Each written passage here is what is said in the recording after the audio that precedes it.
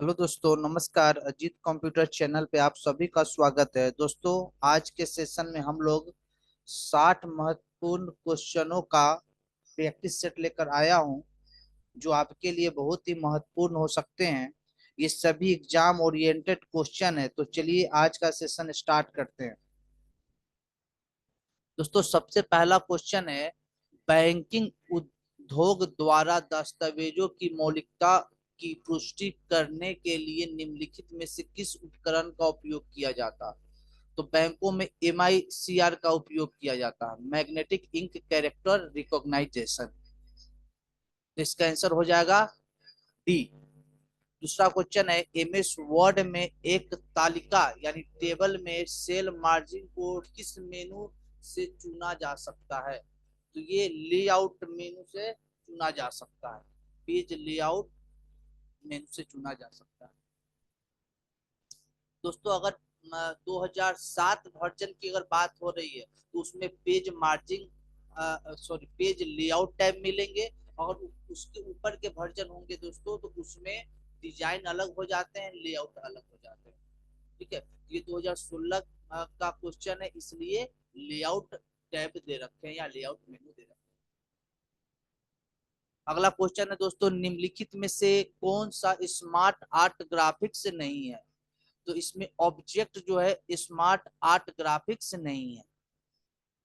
अगला क्वेश्चन है, MS word में प्रिंट फंक्शन के लिए निम्नलिखित में से कौन सा एक उपलब्ध सेटिंग नहीं है?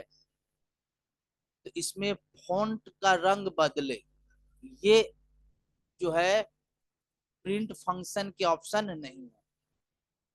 अगला क्वेश्चन है, MS वर्ड में फिर से करे यानी रीडो की कार्रवाई का शॉर्टकट क्या है? रीडो का शॉर्टकट की दोस्तों होता है Ctrl+Y।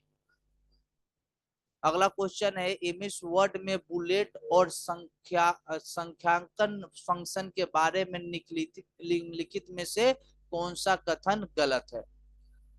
तो दोस्तों, इसका आंसर हो जाएगा बुलेट विकल्प का उपयोग करके हम चयनित डाटा का अक्षर निर्दिष्ट नहीं कर सकते, ये बिल्कुल कथन गलत है।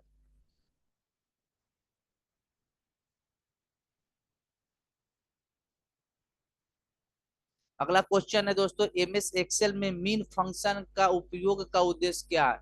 तो मीन फंक्शन का उद्देश्य है चयनित डाटा में न्यूनतम मान की गणना करने के लिए मीन फंक्शन का उपयोग किया जाता है।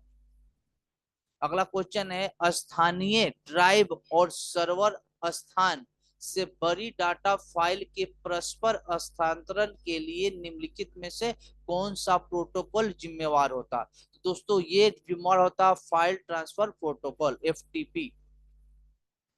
अगला क्वेश्चन है दोस्तों, MS वर्ड में एक नई फाइल बनाने के लिए किस फंक्शन का प्रयोग किया जाता है? तो न्यू फंक्शन का यानी न्यू कमांड का प्रयोग किया जाता है, न्यू न्यू ऑप्शन का प्रयोग किया जाता है। तो इसका आंसर हो जाएगा न्यू। निम्नलिखित में से कौन सा एक प्रकार का इंटरनेट कनेक्शन है जो इंटरनेट से जुड़ने के लिए उपयोग किया जाता है? कौन सा इंटरनेट कनेक्शन की बात हो रही है? तो ये इनमें से ये जो है डायल अप इंटरनेट कनेक्शन, ये कनेक्शन है जो कि काफी पहले के समय प्रयोग किए जाते थे, काफी स्लो माना जाता है डायल अप का, है ना। अगला क्वेश्चन है, MS एक्सेल 2016 कार्य पुस्तिका में किस टैब या मेनू का उपयोग कर एक नए सीट को जोड़ा जा सकता है? पत्रक मतलब सीट को जोड़ा जा सकता है। तो नए सीट जोड़ने के लिए हम लोग होम मेनू का उपयोग करते हैं। MS वर्ड में चयनित पाठ के फॉन्ट आकार को बढ़ाने का शॉर्टकट कमांड क्या है? चयनित टेक्स्ट की अगर बात हो रही है, चयनित टेक्स्ट की अगर बात कर रहे हैं, उसके अगर साइज को बढ़ाना है तो हम लोग दो शॉर्टकट की यूज करते हैं, एक Ctrl+बड़ी ब्रैकेट और एक Ctrl+Shift+ग्रेटर देन का साइन वाला। तो इसमें ये ऑप्शन दे रखा है Ctrl+बड़ी ब्रैकेट, तो ये आंसर हो जाएगा। अगला क्वेश्चन है, निम्नलिखित में से कौन सा सही IP एड्रेस है? तो देखिए, इसमें IP एड्रेस की बात करें तो ये बिल्कुल IP एड्रेस ये वैलिड नहीं है, इसका आंसर हो जाएगा डी। दिए गए विकल्पों में से कौन सा मेल मर्ज की प्रक्रिया में शामिल दस्तावेजों को दिखा रहा है? कौन दिखा रहा है? तो देखिए इसका आंसर हो जाएगा मुख्य दस्तावेज, मेन डॉक्यूमेंट, डाटा सोर्स और मर्ज किए गए दस्तावेज, यानी इसका आंसर हो जाएगा डी।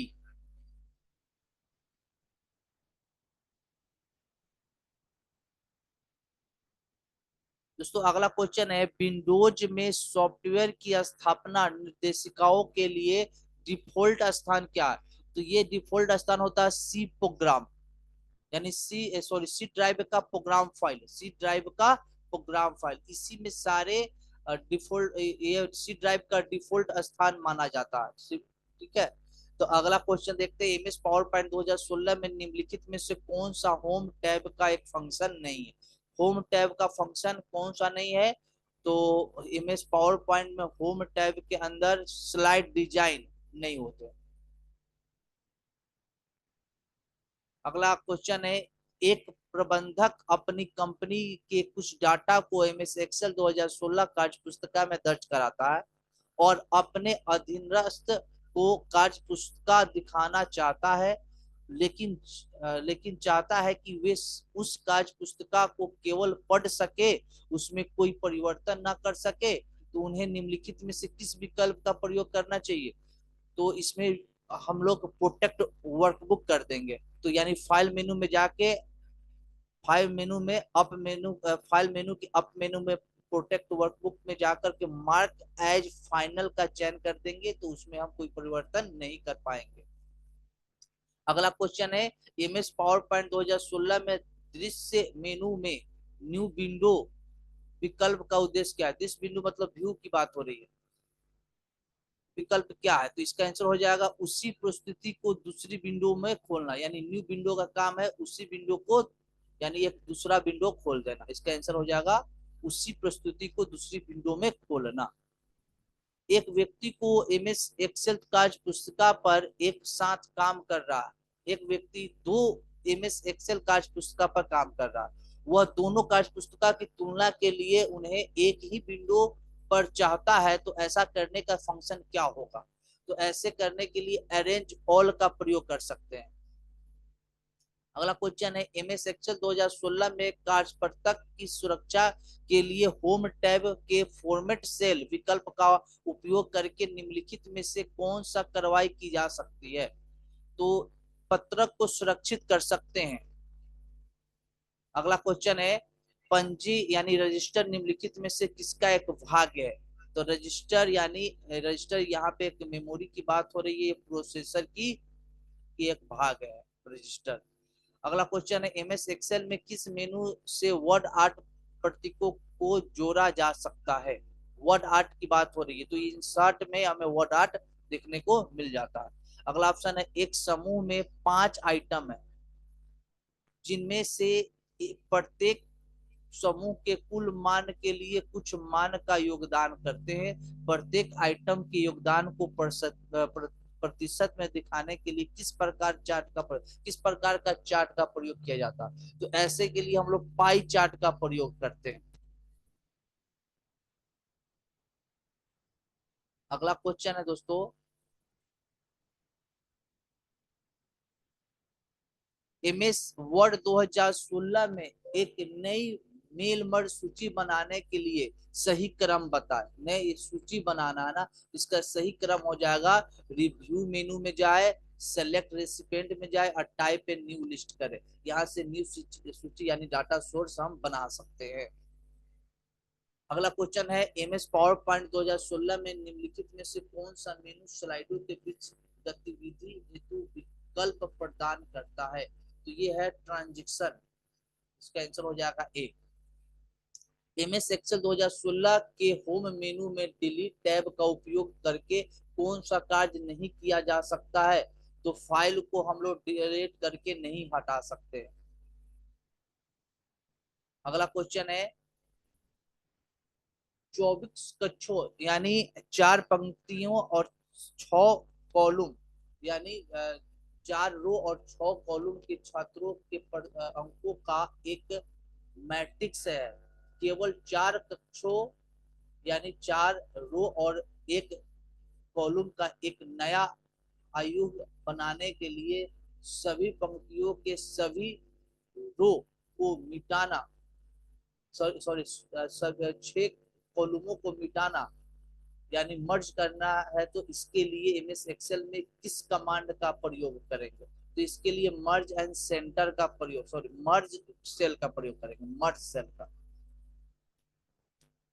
अगला क्वेश्चन है एमएस एक्सेल 2016 में लॉक सेल विकल्प मेनू किस टाइप में होता है? लॉक सेल, तो ये हमें मिल जाते हैं होम टैब के अंदर।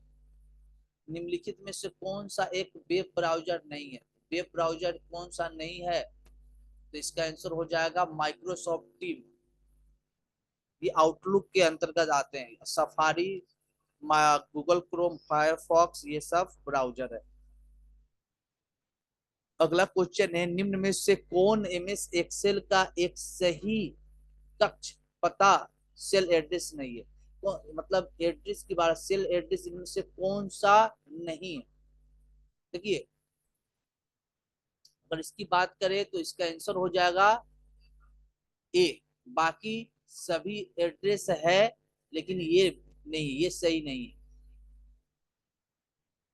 अगला क्वेश्चन है एमएस एक्सेल 2016 में किस स्तंभ का आकार बढ़ाने या घटाने के लिए चरणों का सही क्रम क्या है? यानी हमें अगर रो या अगर कॉलम के हाइट घटाना या बढ़ाना है, तो सही जो है ना विकल्प यानी सही स्टेप क्या है? तो इसके आंसर हो जाएंगे, उस स्तंभ का चयन करें, होम टैब पे जाए, फिर सेल के अंदर से फॉर्मेट सेल में जाए और सेल साइज के अंदर से हम लोग कॉलम विड्थ का प्रयोग कर ले। इससे क्या होगा, स्तंभ यानी कॉलम की साइज घटा या बढ़ा सकते हैं। अगला क्वेश्चन है कंप्यूटर का आईपी पता बदलने के लिए हमें निम्नलिखित में से किस विकल्प पर राइट क्लिक करना होगा? अगर हमें आईपी पता बदलना है ना, तो माई नेटवर्क पैलेस पे जाके हमें क्या करना होगा, राइट क्लिक करना होगा, फिर उसकी सेटिंग से हमें ये बदल सकते हैं। फॉर्मवेयर निम्नलिखित में से किसमें संग्रहित होता है? फॉर्मवेयर रोम के अंदर होता है।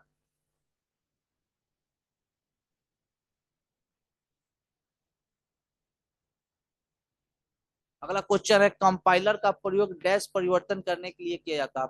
कंपाइलर का प्रयोग जो है ना उच्च स्तर भाषा को कोड भाषा में मशीन भाषा में बदलने के लिए किया जाता है। इमेज वर्ड में निम्नलिखित में से कौन सा विकल्प पृष्ठ विराम का एक भाग नहीं है? पृष्ठ विराम का भाग कौन सा नहीं है? तो टेस्ट रैपिंग नहीं है। निम्नलिखित में से कौन सा एक इनपुट उपकरण नहीं है? तो स्पीकर नहीं है। स्लाइड शॉर्टर दृश्य में निम्नलिखित कार्यों में से कौन सा कार्य चयनित स्लाइड के साथ नहीं किया जा सकता? तो न्यू स्लाइड जोड़ना, यानी स्लाइड शॉर्टर में न्यू स्लाइड का हम प्रयोग नहीं कर सकते, बाकी हम काम कर सकते हैं। अगला क्वेश्चन है वर्ष 2018 परीक्षा के लिए 100 छात्रों के अंकों का डाटा दिया है, समान अंक प्राप्त करने वाले छात्रों का चयन करना है, तो एक्सेल में इसके लिए किस फंक्शन का प्रयोग करेंगे? अगर समान करना है ना, तो उसके लिए हम लोग क्या करेंगे, सॉर्टिंग कर सकते हैं। जितने भी जितने भी ये सब अल्फाबेट वाइज हम क्या हो जाएंगे, अरेंज हो जाएंगे। ये वाले सब एक जगह हो जाएंगे, वी वाले सब एक जगह हो जाएंगे। इसको सॉर्टिंग कर सकते हैं। अगला क्वेश्चन है एमएस एक्सेल में पाठ का रंग बदलने के लिए निम्न विकल्पों से किसका प्रयोग किया जाता है? तो देखिए, इसका आंसर हो जाएगा फॉन्ट कलर। फॉन्ट कलर के द्वारा हम लोग रंग बदल सकते हैं।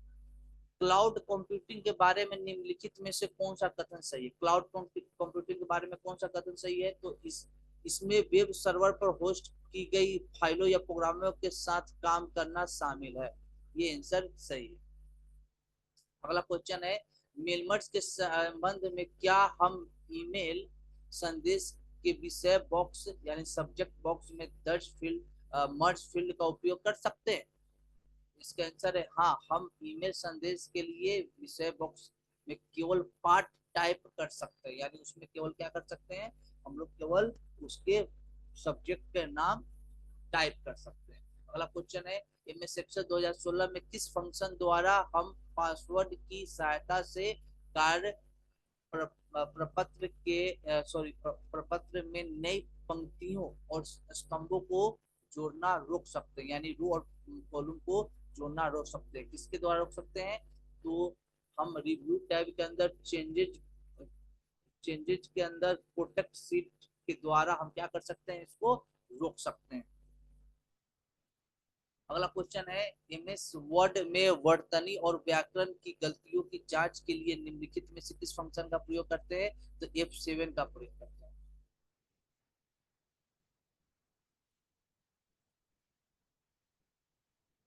दोस्तों अगला क्वेश्चन है, निम्नलिखित में से कौन सा कथन मशीन भाषा के संबंध में सही है? मशीन भाषा के संबंध में कौन सा सही है? तो इसका आंसर हो जाएगा, यह एक निम्न स्तर भाषा, यानी यह एक लो लेवल लैंग्वेज है। जब हम विंडोज ऑपरेटिंग सिस्टम पर काम करते हैं तो स्क्रीन यानी डेस्कटॉप के नीचे स्थित पट्टी को, जहां सिस्टम की तारीख या समय दिखाते, उसे क्या कहते हैं? तो उसे कहते हैं टास्क बार, यानी कार्य पट्टी। अगला क्वेश्चन है, एक कंपनी ग्राहकों को 6 अलग अलग तरह के वस्तुओं की पेशकश करती है। बिक्री प्रबंधक अपने पर्यवेक्षक के सामने एक प्रस्तुति के दौरान प्रत्येक वस्तु के लिए एक स्लाइड बनाकर दिखाता है। पर्यवेक्षक तुलना करने के लिए सभी स्लाइडों को एक विंडो में दिखाना चाहता है। तो बिक्री प्रबंधक को निम्नलिखित में से किस फंक्शन का प्रयोग करना चाहिए? अगर सभी स्लाइड को एक साथ दिखना चाहते हैं ना, तो हम लोग स्लाइड सॉर्टर का प्रयोग कर सकते हैं। तो इसका आंसर हो जाएगा स्लाइड सॉर्टर। अगला क्वेश्चन है, एमएस एक्सेल 2016 में फॉर्मूलाज मेनू में निम्नलिखित में से कौन एक तार्किक यानी लॉजिकल फंक्शन नहीं है? कौन सा लॉजिकल फंक्शन नहीं है? तो इफ एंड नॉट ये सब लॉजिकल फंक्शन है। Date, time and date function है, तो ये लॉजिकल फंक्शन नहीं है। अगला क्वेश्चन है, एमएस वर्ड में सुपर स्क्रिप्ट को सक्रिय या निष्क्रिय करने का शॉर्टकट की क्या? सुपर स्क्रिप्ट का शॉर्टकट की होता है control plus shift plus plus. यहाँ पे इक्वल टू या प्लस भी हो सकते हैं। इसका आंसर हो जाएगा डी। अगला क्वेश्चन है, निम्नलिखित में से कौन सा विकल्प अनुप्रयोग यानी एप्लीकेशन सॉफ्टवेयर का एक उदाहरण है? एप्लीकेशन सॉफ्टवेयर का इसमें उदाहरण है वीएलसी मीडिया प्लेयर। अगला क्वेश्चन है, IBM 360 डैश का एक प्रकार है। तो ये IBM 360 एक ऑपरेटिंग सिस्टम का प्रकार है। अगला क्वेश्चन है दोस्तों, एमएस एक्सेल में 20 कंपनियों का डाटा है जो कंपनी का नाम और उनके द्वारा उत्पादित इकाइयों की संख्या दिखाता है। कंपनियों को उत्पादित इकाइयों की संख्या के अवरोही क्रम में व्यवस्थित किया गया है। अवरोही क्रम में व्यवस्थित किया गया है पहले से। कंपनी के नाम से वर्णमाला क्रम में डाटा को व्यवस्थित करने के लिए किस फंक्शन का प्रयोग करें? तो वर्णमाला यानी अल्फाबेटिकली हमें सजाना है, तो हम करेंगे सॉर्टिंग का प्रयोग, यानी सॉर्ट का प्रयोग। अगला क्वेश्चन है, एमएस एक्सेल के पृष्ठ लेआउट टैब में निम्नलिखित में से कौन सा वैध पृष्ठ प्रकार नहीं है? तो एमएस एक्सेल के पृष्ठ लेआउट में हमें लैंडस्केप दिखने को नहीं मिलता है। एमएस एक्सेल पृष्ठ लेआउट टैब निम्नलिखित से कौन सा पृष्ठ आकार नहीं है? पृष्ठ आकार मतलब पेपर की साइज निम्नलिखित में से कौन सा नहीं है? ये जो होते हैं ओरिएंटेशन के पार्ट होते हैं, इसलिए आंसर हो जाएगा। अगला क्वेश्चन है, एमएस वर्ड 2016 में ई पोस्टेज का विकल्प डैश से चुना जा सकता है। तो इसको मेलिंग टैब में जाकर के लेबल के अंदर ई पोस्टेज हमें देखने को मिल जाते हैं। दोस्तों अगला क्वेश्चन है, एमएस एक्सेल में यदि एक सूत्र एक कक्ष से दूसरे कक्ष पे कॉपी किया जाता है, यानी एक सेल से दूसरे सेल में कॉपी किया जाता है, तो सटीक कक्ष उद्धरण यानी विनिर्दिष्ट कक्ष का स्थान के लिए किस प्रतीक का प्रयोग किया जाता है? तो अगर ऐसे करने के लिए हम लोग क्या डॉलर का प्रयोग करते हैं। अगला क्वेश्चन है, एमएस एक्सेल 2016 में से मेल मर्ज में हम मेरे लेबल यानी माई लेबल में ग्राफिक्स या लोगो कैसे जोड़ सकते हैं? तो इसका आंसर हो जाएगा दोस्तों इंसर्ट टैब में इलस्ट्रेशन ग्रुप में जाकर पिक्चर के जरिए हम इसको जोड़ सकते हैं। अगला क्वेश्चन है एमएस वर्ड 2016 दस्तावेज में किस मेनू से हम स्प्रेडशीट जोड़ सकते हैं। तो हम इंसर्ट में जाकर के टेबल के सहायता से स्प्रेडशीट जोड़ सकते हैं। वहां पे क्यूब टेबल नाम के एक ऑप्शन होते हैं, उसी के जरिए हम ये काम कर सकते हैं।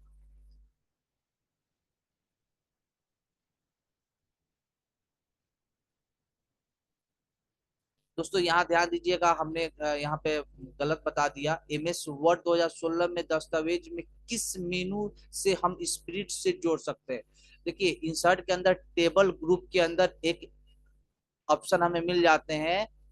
आपको हम पेटकली करके दिखा देते हैं, एक्सेल वाले ऑप्शन। क्यूब टेबल से ना हम लोग क्या करते हैं ना, कैलेंडर जैसे फॉर्मेट को बनाते हैं। टेबल के अंदर ही हमें एक्सेल इंसर्ट करने के भी ऑप्शन दिखने को मिल जाते हैं। हम आपको एक बार प्रैक्टिकली दिखा देते हैं, क्योंकि हमने इसको आपको गलत बता दिया। क्यूब टेबल से हम लोग कैलेंडर जैसे फॉर्मेट को इंसर्ट कराते हैं।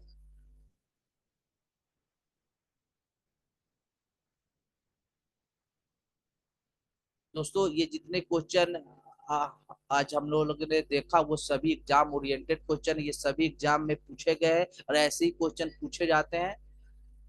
तो इस सभी क्वेश्चन को आप लोग एक दो बार देखिएगा, अच्छे से पढ़िएगा, ऐसे लेवल को समझिएगा किस टाइप के क्वेश्चन एग्जाम में पूछे जा सकते हैं। और ये बिल्टोन के लिए बहुत ही इंपोर्टेंट क्वेश्चन सब है, और आने वाले समय में रेगुलर हम लोग ऐसे क्वेश्चन लाते रहते हैं। अगर आपको रेगुलर ये वीडियो नहीं मिलता है तो प्लीज चैनल को सब्सक्राइब कीजिएगा और बेल बटन भी दबा लीजिएगा, ताकि आने वाले सभी वीडियो आपको टाइम पे मिलते रहे। काफी लोगों का क्यूरी रहता है कि सर वीडियो हमें बराबर नहीं मिलता, तो आप बेल बटन नहीं दबाए होते हैं, चैनल सब्सक्राइब नहीं करते हैं, केवल चैनल को देखते हैं, इसके वजह से आपको नहीं मिल पाता। दोस्तों देखिए, हम लोग इंसर्ट टैब के अंदर टेबल की बात करें तो टेबल के अंदर जाने पे हमें एक ऑप्शन मिलता है spreadsheet, Excel spreadsheet. इसी के मदद से हम क्या कर सकते हैं, एक्सेल को यहाँ इंसर्ट करा सकते हैं। दोस्तों तो अब अगला क्वेश्चन देखते हैं।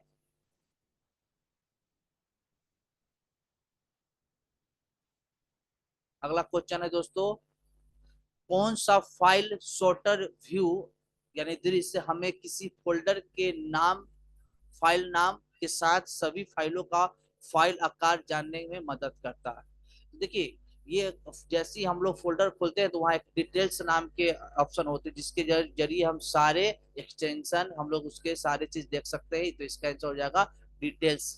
ठीक है, अगला क्वेश्चन है, यह जांचने के लिए क्या हमारा कंप्यूटर एक ऐसा प्रक्रिया कार्य करने के कारण धीमी गति से काम कर रहा है जो उच्च मात्रा में रैम का उपयोग कर रहा है, और उस कार्य को समाप्त करने के लिए हम डैश पर जाने की आवश्यकता होती है। इसका आंसर हो जाएगा कार्य प्रबंधक। देखिए टास्क मैनेजर का नाम आप सुने होंगे। टास्क मैनेजर के जरिए हम लोग चाह किसी भी कार्य हो रहे हैं यानी टास्क को हम इंड करा सकते हैं। तो ये कार्य प्रबंधक मतलब टास्क मैनेजर की बात हो रही है। दोस्तों अगला क्वेश्चन है, पहली पीढ़ी के कंप्यूटर में निम्नलिखित में से किस इनपुट आउटपुट उपकरण का उपयोग किया गया था। तो पहली पीढ़ी की अगर बात करें तो पंच कार्ड का प्रयोग किया जाता था इनपुट आउटपुट के लिए। दोस्तों सबसे आखिरी क्वेश्चन है, एमएस एक्सेल में word rap, sorry wrap text command का क्या उद्देश्य है। दोस्तों रैप टेक्स्ट कमांड का उद्देश्य है अतिरिक्त लंबे पाठ को कई पंक्तियों में समायोजित करना, और जिससे आपका पूरा पाठ दिख सके। तो इसका आंसर हो जाएगा डी।